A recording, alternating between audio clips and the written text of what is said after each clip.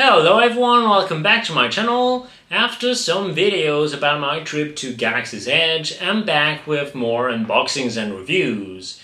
Today it's Obi-Wan Kenobi from his own series. So first, as usual, let's talk about the box.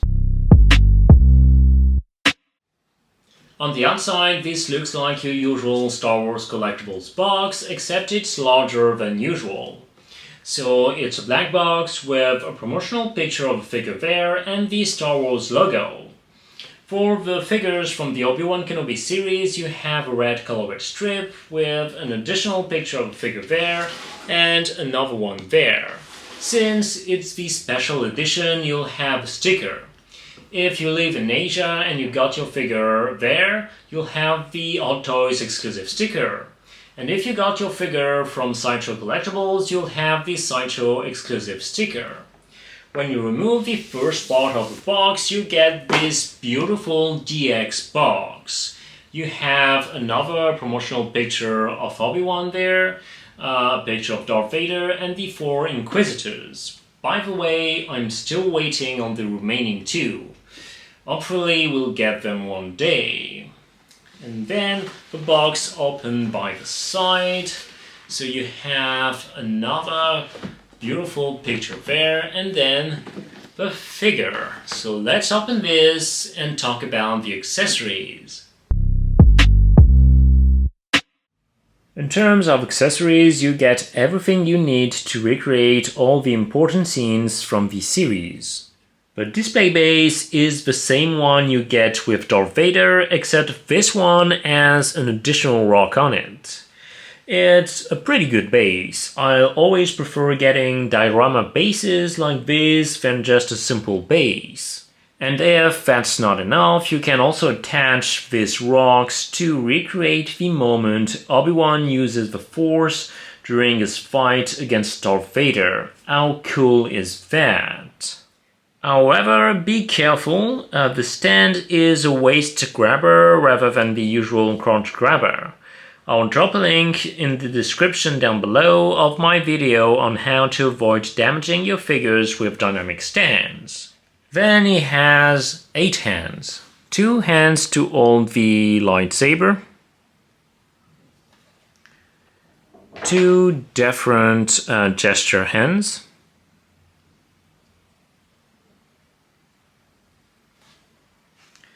1 hand to hold Lola the droid. 1 hand to hold the micro binoculars. 1 hand to hold the lightsaber when you recreate the scene when he lifts the rocks. And 1 hand with the iconic pose for Obi-Wan. His lightsaber is the same one you get with the Clone Wars figure. It's shiny and well sculpted. Just like that figure, you have also the USB-powered lightsaber. As usual, you have the option between a normal blade and an action blade. Similar to Anakin in Attack of the Clones, Obi-Wan comes with a sleeveless Jedi robe. This one has wires inside so you can adjust it for poses, and it also has a small pocket.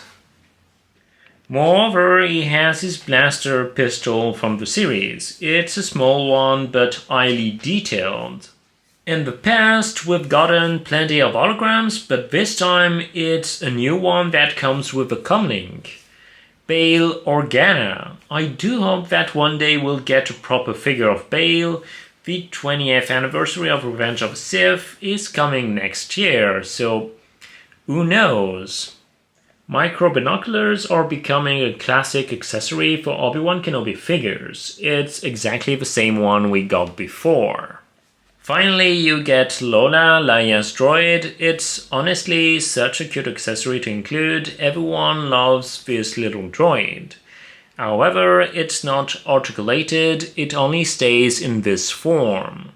If you got the special edition, there is something else. A box with a piece of fabric and Anakin's hilt. The hilt is a reuse of previous figures. Both the paint tab and the sculpt make the box actually feel like wood.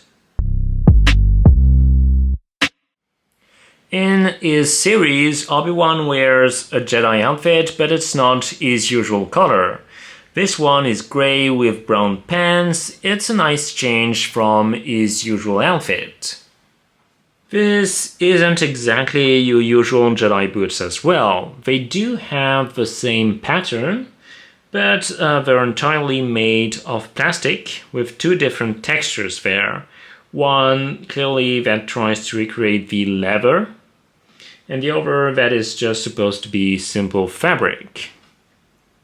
It's actually surprising they didn't go with fabric and leather or plastic and fabric. At this point, Hot Toys does a great job at recreating the texture of leather with plastic. That's a good thing for us collectors because we don't have to worry about how fast it's going to degrade.